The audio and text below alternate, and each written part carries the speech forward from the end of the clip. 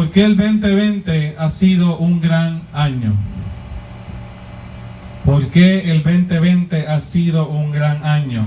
La semana pasada pudimos ver que el 2020 ha sido un año extraordinario porque Dios nos ha examinado y ha conocido nuestras vidas. Ha sido un año extraordinario porque Dios se ha tomado el tiempo en medio de esta pandemia, si pudiéramos decir así, para conocer lo que verdaderamente nos importa en el corazón. Escucha bien. Ha salido a relucir en nosotros lo que es verdaderamente importante. Para algunos se han sumido más en las depresiones, en las ansiedades, han salido a relucir los nerviosismos, los temores. Para algunos de nosotros ha salido a reducir lo que realmente hay en el corazón, a veces el pecado y la desobediencia, la rebeldía, los problemas matrimoniales han salido a relucir, pero también en algunos de nosotros hemos podido ser examinados y hemos podido perseverar y hemos podido creer que la presencia de Dios está en medio de nosotros, nos ha dado paciencia, nos ha enseñado lo que es la iglesia, hemos examinado lo que es la fe, hemos valorado más la familia. Así que el Señor nos ha examinado y eso es una buena noticia. Y no todos los años tienen que ser estables, no todos los años tienen que ser totalmente buenos según lo definamos nosotros, para que sean años de bien. Dios nos ha examinado en el 2020 para conocer lo que hay en nuestro corazón. ¿Qué es lo que hay en tu corazón? Es lo que define tus acciones y tu manera de pensar. La razón número 2 por la cual vimos la semana pasada que el 2020 ha sido un año extraordinario es porque hemos aprendido a servir a Dios en un nuevo tipo de circunstancias. Hemos aprendido a servir a Dios en un nuevo tipo de panorama. Quizás muchos de nosotros no habíamos aprendido a servir a Dios en medio de una pandemia. Y eso, yo no estoy diciendo que, Señor, envíanos más pandemia para que aprendamos a servir a Dios. Yo no estoy diciendo eso. Lo que estoy diciendo es que tu carácter se ha formado en medio de este proceso y has aprendido a perseverar en circunstancias difíciles.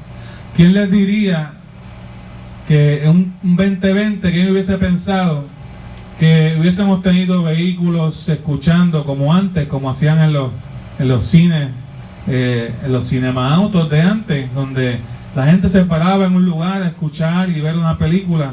¿Quién diría que en este año quizás es un poco más incómodo, quizás no es lo mismo, quizás gastamos un poquito más de gasolina, quizás hace un poquito más de calor, no sé?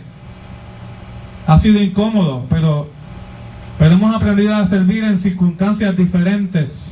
Y eso te va a enseñar, porque en tu vida tú vas a ver que van a venir momentos en que no van a ser los ideales para servir al Señor. Van a venir momentos donde no van a ser los más, con las condiciones más preferidas o estables, y tú vas a tener que tomar una decisión. Y este año el Señor te enseñó que si puedes servir a Dios en medio de una pandemia, puedes servir al Señor en otros tipos de circunstancias. Y yo quiero hablar de 2 razones más.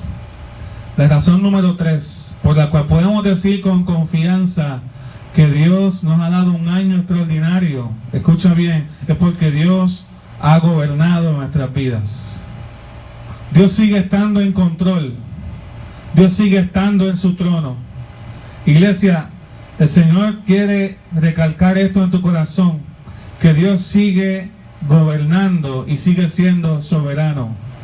Muchas veces decimos, sí, el Señor hace como quiere, el Señor es soberano, pero no entendemos la magnitud de lo que eso significa.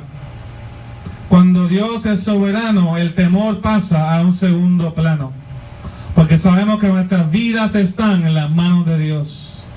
Cuando el Señor es soberano, la palabra de Dios gobierna nuestro corazón y se hace cada vez más presente, y no las palabras de las personas ni de los médicos. Yo no estoy negando la ciencia, lo que estoy diciendo es que la palabra de Dios es la que gobierna mi vida, no las circunstancias. Cuando Dios es soberano, sabemos que todo va a estar bien. Hay una canción muy popular de muchos años en la iglesia, usualmente en la iglesia, en inglés, que el Señor tiene el mundo en sus manos. Y se lo enseñamos a los niños, que el Señor tiene todo el mundo en sus manos. En este tiempo de pandemia, esa canción volvió a surgir en medio de diferentes intérpretes que afirmaron la soberanía de Dios en medio de todo ese proceso, para dejarnos ver que el Señor sigue teniendo el mundo en sus manos. Hermano, la presencia de Dios es real, y lo que Dios hace influye en todo lo que sucede en el mundo. ¿Por qué Dios permite ciertas cosas adversas? ¿Por qué Dios permite ciertas temporadas que son adversas? No lo sabemos, pero tenemos que entender que nosotros estamos en las manos de Dios. El mundo sigue estando en sus manos, y todo va a estar bien, porque Dios sigue sentado en su trono. ¿Cuántos dicen amén? Cuando Dios está en su trono, cuando Dios ha gobernado nuestras vidas, significa que la ansiedad no gobierna nuestros corazones. No quiere decir que no experimentemos momentos de ansiedad, sino quiere decir que la presencia de Dios gobierna nuestras vidas de tal manera que la ansiedad no es la que gobierna, no es la que domina, no es la que nos dirige. El temor ha perdido su dominio. Mira lo que dice Mateo 6, un pasaje muy conocido por ustedes. Mateo 6, 31. Pueden buscarlo, pueden anotar. No os afanéis, Jesús hablando a sus discípulos, no os afanéis diciendo, ¿qué comeremos? ¿O qué beberemos? ¿O qué vestiremos?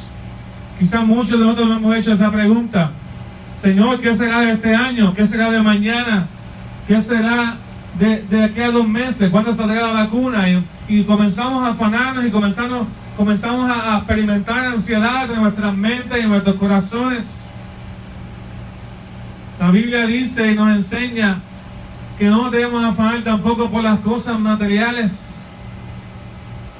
Y dice la palabra, un contraste ahí entre el que es creyente versus el que es gentil, que representa aquí el que no es creyente, el que no le sirve al Señor, el que no tiene dominio de su vida. Los gentiles buscan las cosas del mundo, las cosas materiales, las circunstancias ideales para sentirse bien y sentirse en paz.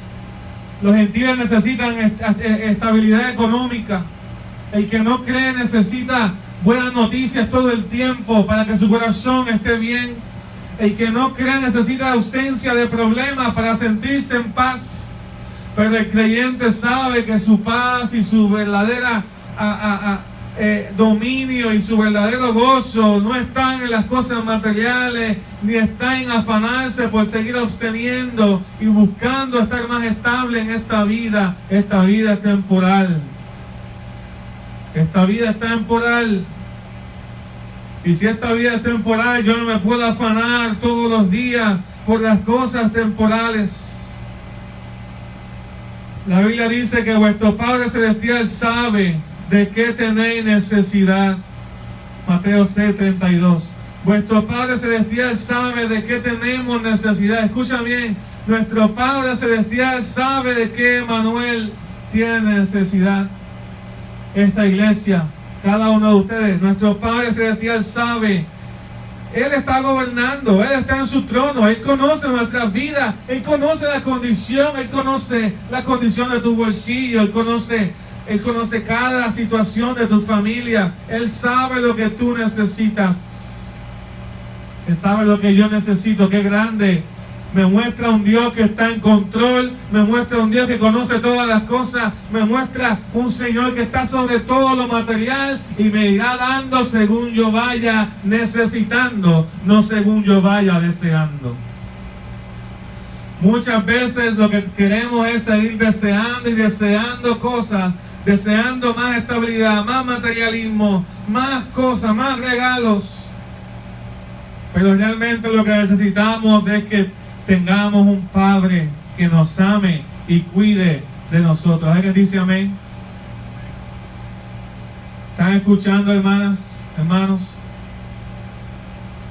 Porque muchas veces el enemigo va a querer atacar tu vida con inseguridad acerca del mañana. El mañana está en las manos de Dios. Pero ¿sabes qué? El presente también está en las manos de Dios. Y el que está en Cristo, su pasado, ya Dios lo olvidó. Y lo redimió y me hizo una nueva criatura. Así que yo puedo vivir con confianza sabiendo de que no debo afanarme por el día de mañana. Eso es lo que dijo Jesús en Mateo 6:34. No os afanéis por el día de mañana. Cada día traerá su propio afán. Basta cada día con su propio mal. Jesús no esconde que van a haber males que vamos a experimentar cada día. Lo que sí Él nos afirma es que en medio de cada mal vas a ver la necesidad que tenemos. Y la necesidad que tenemos va a ser suplida porque Dios sigue estando en su trono y Dios sigue estando en control y al cuidado de sus hijos. ¿Qué noticia más esperanzadora que esa? Que Dios está en su trono significa que la santificación de nuestras mentes y nuestras vidas ha seguido su curso. Dios ha seguido limpiando impurezas. Dios ha seguido quitando malos pensamientos. Dios ha continuado removiendo el pecado que ha sido confesado delante de la presencia del Señor. Dios ha seguido salvando y perdonando y santificando nuestras vidas. Dios ha seguido cambiando actitudes. ¿Por qué? Porque Él está en su trono y Él quiere que sus hijos se parezcan a Él. Eso es una buena noticia. Dios está en control. Y si Dios está en control, mi responsabilidad es someterme cada día a la voluntad de Dios y vivir para Él. Dejar que su Espíritu Santo tome dominio de mi vida y de cada pensamiento y decirle al Señor, Señor, dirígeme. Señor, guárdame. Señor, líbrame del mal. Señor, ayúdame a servirte cada día con excelencia, porque tú sigues estando en control y mi vida te pertenece. ¿Cuánto podemos decir con seguridad, Señor, mi vida te pertenece? Cuando podemos decir con esa seguridad, Señor, mi vida está en tus manos, la ansiedad no gobierna, el temor perdió su dominio, la paz de Dios gobierna el corazón de cada uno, porque mi vida no está en las manos de la pandemia, no está en las manos del enemigo, sino está en las manos de Dios. Y yo miré cuando Dios entienda que he cumplido su propósito.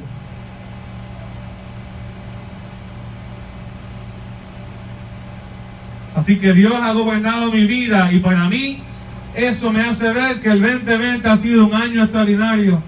Si tienes a alguien cerca, lo puedes ver de lejos, dile que el Señor gobierne tu vida. Que el Señor gobierne tu mente, que el Señor gobierne tu corazón. En el nombre de Jesús. Hermano, otra razón por la que el 2020 ha sido un año extraordinario. Otra razón, razón número 4. Y esta razón quizás muchos de ustedes no la verán así como yo, pero quiero exponerle un punto.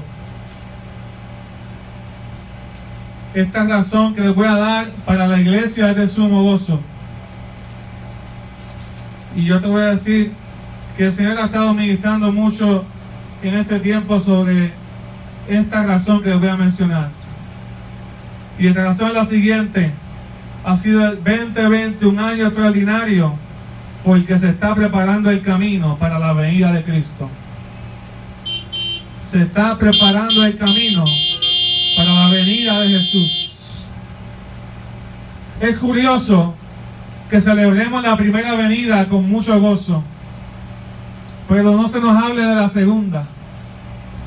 Es curioso que hablemos mucho del nacimiento de Jesús en Navidad y que Jesús se encarnó y que vino al mundo. Cuando Jesús nació, 61 profecías directas de Jesús fueron comenzadas a cumplirse.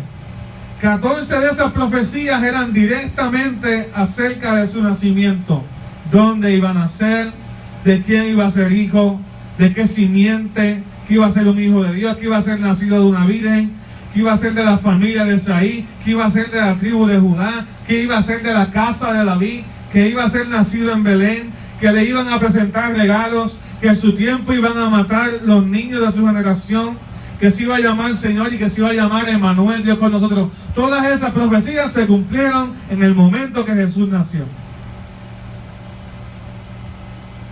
El Antiguo Testamento tiene más de 300 referencias acerca de la llegada del Mesías a través de Israel. Y eso nos hace creer con gran verdad la palabra de Dios y las Escrituras. Nos hace creer con gran verdad que lo que se anuncia en la palabra de Dios es veraz, es confiable. Pero hermano, te propongo lo siguiente. Así mismo como la palabra de Dios se anuncia que Jesucristo iba a nacer y se cumplió, así mismo como la palabra de Dios anunció con gran precisión los eventos alrededor del nacimiento de Jesús y se cumplieron, asimismo será cumplido la promesa de la segunda venida de nuestro Señor Jesucristo.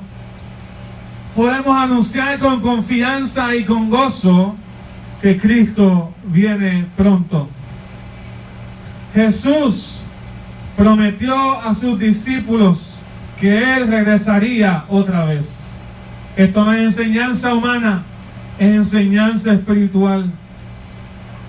La segunda venida de Jesús se menciona en el Nuevo Testamento 318 veces.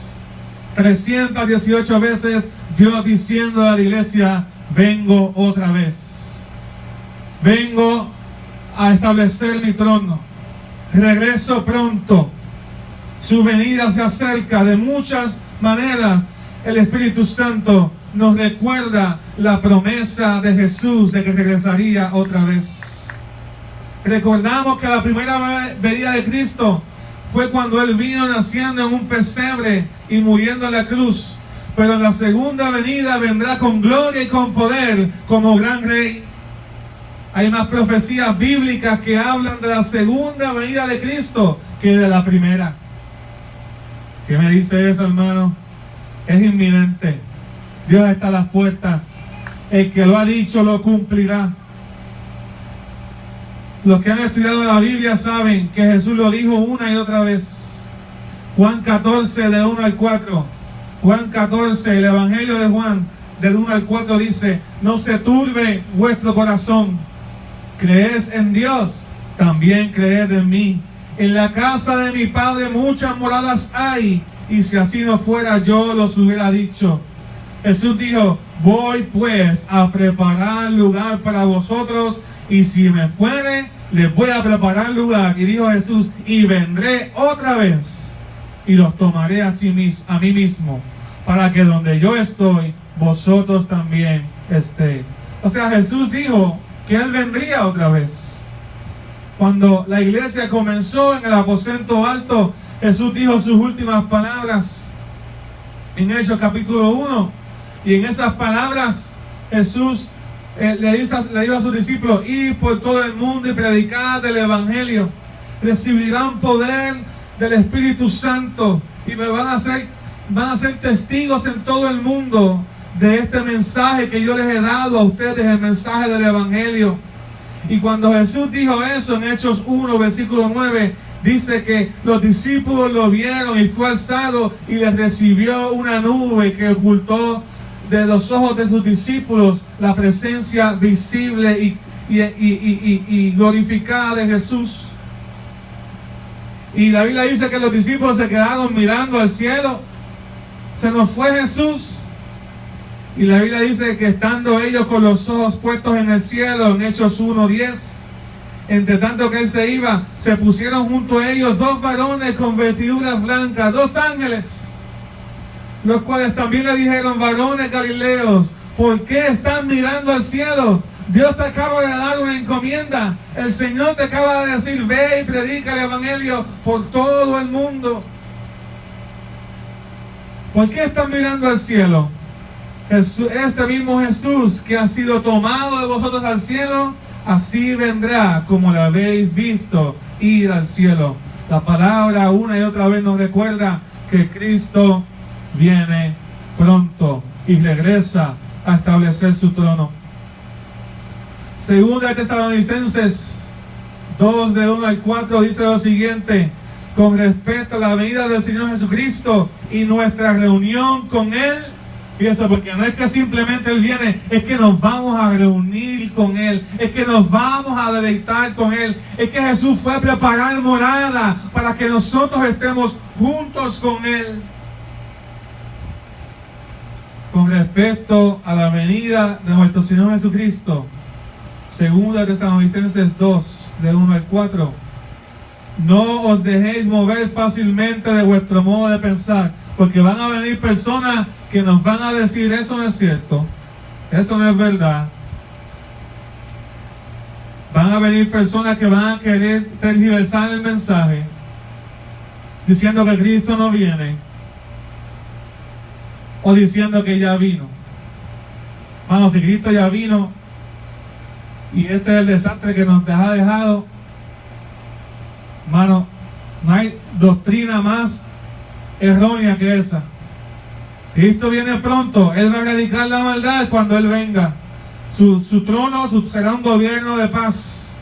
Su trono será un gobierno de justicia. Su trono será un gobierno de gloria y de honra, no como los gobiernos humanos que fallan y que controlan y que son injustos. Así que Cristo está por venir y su promesa será cumplida.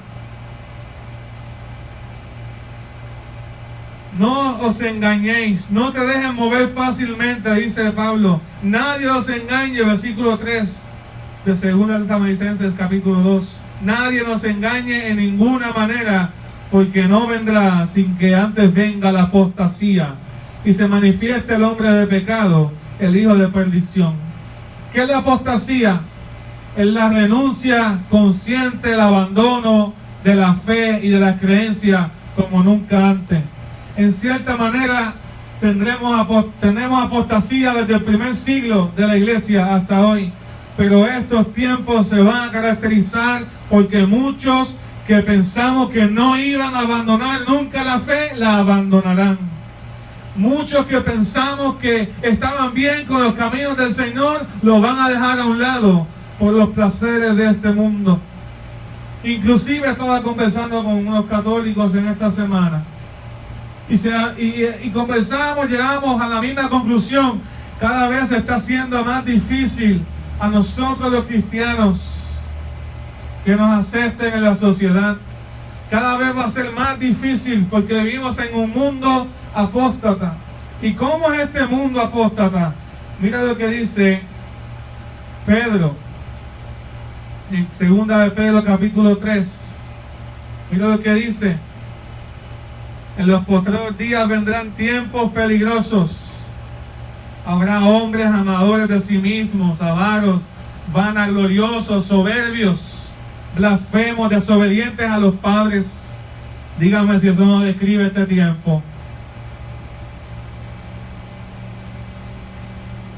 Ingratos, impíos, implacables, calumniadores, intemperantes, crueles, aborrecedores de lo bueno, traidores, impetuosos, amadores de los deleites más que de Dios. Me sorprende que en esta iglesia gente que amamos, gente que quiere ver lo bueno para la iglesia, nos sugiere que suspendamos los cultos. Pastor, es pandemia, suspenda los cultos. Pastor, estamos en Navidad, suspenda los cultos. Pastor, viene mal clima, suspenda los cultos. ¿Por qué no se nos ocurre suspender el celular o la televisión? ¿Por qué no se nos ocurre suspender los entretenimientos y buscamos la presencia del Señor? Pero siempre el que es amador más de los deleites que de Dios va a buscar satisfacer la necesidad del momento, versus la necesidad eterna que tenemos de depender de Dios. Gente que aparecerán ser cristianos, pero negarán que la salvación y que los caminos de Dios son eficaces, que tienen propósito. Y por eso es que hay mucha gente en este tiempo que te sugiere y te da la idea de que no necesita del Señor y que no necesita de la iglesia para convertirse en una persona buena o ser una persona buena. Cuán equivocados están. La iglesia es el instrumento del Señor para santificar el mundo. No porque la iglesia sea perfecta, sino porque el mensaje que la iglesia lleva es el mensaje de la promesa de salvación que Cristo hizo cuando murió en la cruz y cuando se encarnó. Él vino a salvar a su pueblo de sus pecados.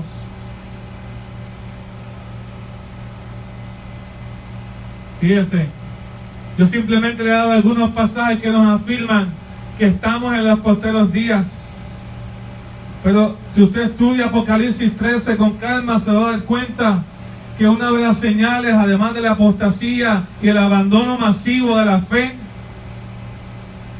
el abandono masivo de las creencias en el Señor, otra señal será que cada vez el gobierno del mundo va a ser más global, va a tener más control sobre las naciones del mundo.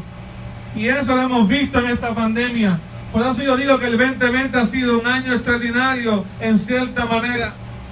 En esta pandemia hemos visto que somos un mundo global. Hemos visto la realidad de que hay una configuración que la iglesia ha estado esperando por años a lo largo de la historia redentora. Y es que en el futuro iba a haber un gobierno global y un anticristo que tendría un gobierno global. Yo no estoy diciendo que el anticristo ya está. Lo que yo estoy diciendo es que el escenario se está preparando. Es la primera vez que los gobiernos tienen tal poder sobre las personas a nivel mundial para encerrarlas, para que no puedan funcionar, para que a cambio de ayudas económicas se queden encerrados en sus casas. Usted dirá, pastor, pero es que es por la salud, hermano. Yo lo que estoy diciendo es que veamos las señales. Yo no estoy diciendo que lo que están haciendo los gobiernos es bueno o malo, pero vean las señales, el mundo se está globalizando. Encerremos a las personas para que no puedan funcionar. Digámosles lo que tienen que hacer. Digámosles cómo tienen que vivir. Esto se adapta al mundo del anticristo. Esto se adapta al mundo de los postreros días. Cuando miras en el libro de Apocalipsis capítulo 13, en el futuro se está profetizado que va a haber una marca, una especie de accesorio donde no puedas comprar ni vender en este gobierno, donde simplemente no existes, donde este gobierno mundial, todos sobre ti lo saben, las personas que tienen acceso a todos tus datos.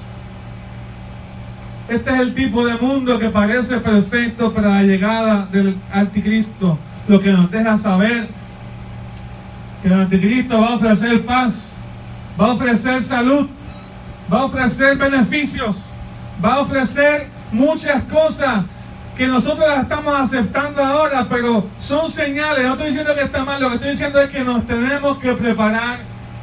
Nos tenemos que preparar porque será parte del instrumento del enemigo para implantar su gobierno. Y por supuesto, todo el infierno se desata en los postreros días. Y llega la gran tribulación, llega el juicio de Dios y Cristo vendrá por su iglesia. Lo que estoy diciendo es que en los últimos tiempos habrá un gobierno similar a lo que hemos estado viendo en estos tiempos, con mucho más control, por supuesto. Y yo lo que estoy mencionando es que estamos viendo ciertas cosas. La Biblia dice que en los últimos tiempos habrá anarquía. Y hay anarquía hoy, y hay una escalada en anarquía y un esfuerzo por crear más anarquía, eliminando las restricciones. Este es un mundo que podría encontrarse en un caos tan absoluto que el líder satánico correcto que promete arreglarlo todo podría recibir el título de rey del mundo. Eso es lo que la Biblia le llama como el anticristo. Y en este tiempo también tenemos el tipo de armamento, el tipo de armas que podría destruir 1/3 de la población o 1/4 de la población entre todas las naciones. Por lo tanto, depende de nosotros asegurarnos que estamos viendo estas señales. Todas estas cosas son profetizadas en la palabra de Dios cuando se habla de la segunda venida de Cristo. ¿Sabe qué? Muchas personas se avergonzaban o se avergüenzan de hablar de la venida de Jesús, la segunda venida. Pero nos gusta hablar de la primera. Nos gusta hablar de los regalitos, nos gusta hablar de la salvación del mundo, nos gusta hablar del nacimiento. ¿Por qué razón no nos gusta hablar de nuestra esperanza más grande? Y es que el que va a traer verdadero orden y paz al mundo será Jesucristo, el Rey de Reyes y Señor de Señores. Él es el que vendrá por su iglesia. Él es el que vendrá por su pueblo. Él es el que establecerá verdaderamente un trono de justicia. La Biblia termina con una exclamación en Apocalipsis 21 y 22, donde el Espíritu Santo le dice a la iglesia y clama: ven, Señor Jesús. Ven, Señor Jesús, es el clamor de la iglesia. La iglesia sabe que esto no lo arregla nadie. La iglesia sabe que Jesús tiene que gobernar el mundo. La iglesia sabe que hay esperanza. Inclusive cuando leemos el libro de Revelación, Apocalipsis, hay esperanza. Cuando leemos las cartas a la iglesia, siempre se mencionan los que vencieren. Y usted y yo somos de los que vamos a vencer en el nombre de Jesús. Persevere, hermano, persevere hasta el final. Estamos viendo ciertas señales. Yo simplemente les estoy poniendo en aviso.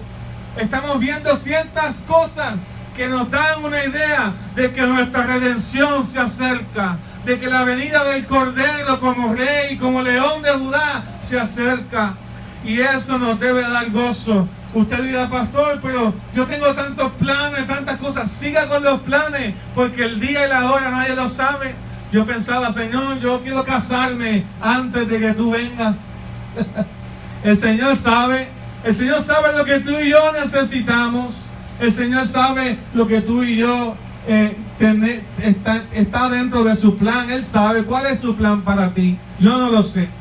Yo lo que sé es que estamos en tiempo donde tenemos que recordar que Cristo viene pronto, viene por su iglesia. Viene a salvar y viene a juzgar con justicia. Él viene a establecer su trono y no nos avergonzamos del evangelio completo. Cristo viene pronto. Aquí hay una frase que les saqué de las iglesias de Apocalipsis. Estas frases son las frases para los vencedores. Son las promesas para los que perseveren hasta el final. Son las promesas para los que arreglaron su vida cuando Cristo vino a ellos. La palabra dice: los vencedores comerán del árbol de la vida en medio del paraíso de Dios. La palabra dice que los vencedores no sufrirán daño de la segunda muerte. Porque hay dos muertes: la muerte natural y está la muerte eterna, separación de Dios. La palabra dice que los vencedores recibirán el maná escondido, una piedra blanca con un nombre nuevo, dando a entender que el Señor restaurará todas las cosas. Los vencedores serán pilares sobre las naciones que gobierna Jesús con justicia. Los vencedores estarán cubiertas con vestiduras blancas y prendas blancas, y su nombre no serán removidos del libro de la vida. Jesús les confesará su nombre delante del Padre y de los ángeles. Los vencedores se sentarán delante de Dios con Jesús en el trono. Todas esas frases están en Apocalipsis y habla de aquellos que vencen.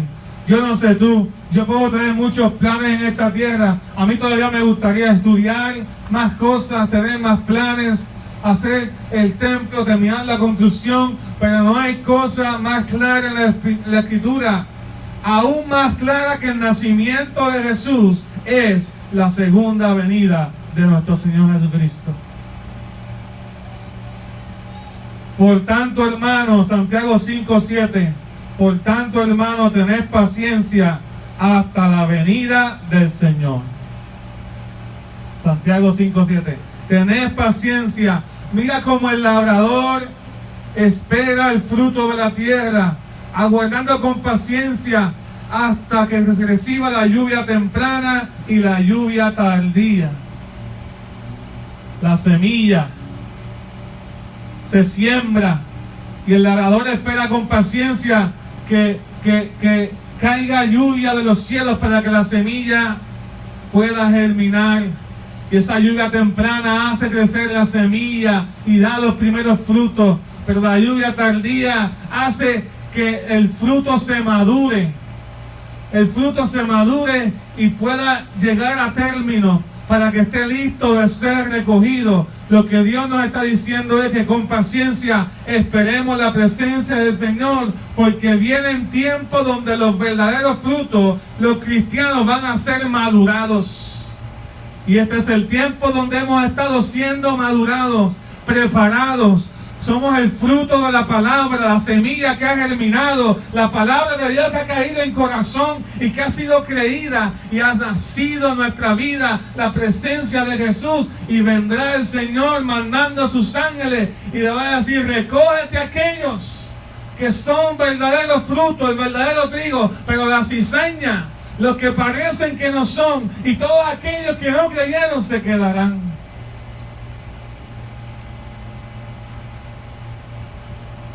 Santiago 5 dice: tened también vosotros paciencia, así como ese labrador o ese agricultor, y afirmad vuestros corazones. Y ese es mi mensaje esta mañana. Ten paciencia, porque la venida del Señor está cerca. Dios está madurando tu vida espiritual. Dios está madurando tu vida de oración. En este tiempo has aprendido a orar. En este tiempo has tenido que doblar rodillas. En este tiempo la ansiedad ha quedado a un lado. Te has dado cuenta que la vida es efímera, es pasajera, y que pronto nos encontraremos con el Señor. Escucha bien, iglesia. Cristo viene pronto y viene por su iglesia. ¿Eres tú parte de la iglesia del Señor? Primera de Pedro 4 dice: mas el fin de todas las cosas se acerca. Versículos 7 y 8. Mas el fin de todas las cosas se acerca. Sed pues sobrios y velad en oración. Y ante todo, entre vosotros tened amor ferviente, porque el amor cubrirá multitud de pecados. Es lo que estoy diciendo, hermano. El 2020 nos ha puesto a reflexionar a la iglesia. Sabemos que la forma en que los gobiernos se han organizado, la forma en que el control sobre las personas ha aumentado, simplemente es un indicador de que el gobierno de los posteros días, el gobierno humano, está más cerca que nunca antes. Yo no estoy diciendo fechas, yo no estoy diciendo que va a pasar mañana. Yo lo que estoy diciendo es que veamos las señales. La apostasía es rampante. Personas que están en el altar predicando, al otro día se declaran ateos. Ministros de la música están abandonando la fe por montones. Pero hay una iglesia que persevera, hay una iglesia que triunfa, hay una iglesia que hasta el final no claudicará en la fe. Y nosotros tenemos que recordarle al mundo, así como Cristo vino una vez y nació para salvar al mundo, vendrá por segunda vez a establecer su trono con aquellos que respondieron el mensaje de Él. No tengan miedo de colocarlo donde quiera que vayas. No tengan miedo de decir que Cristo viene, pero también anuncia que Cristo vino para salvar al mundo.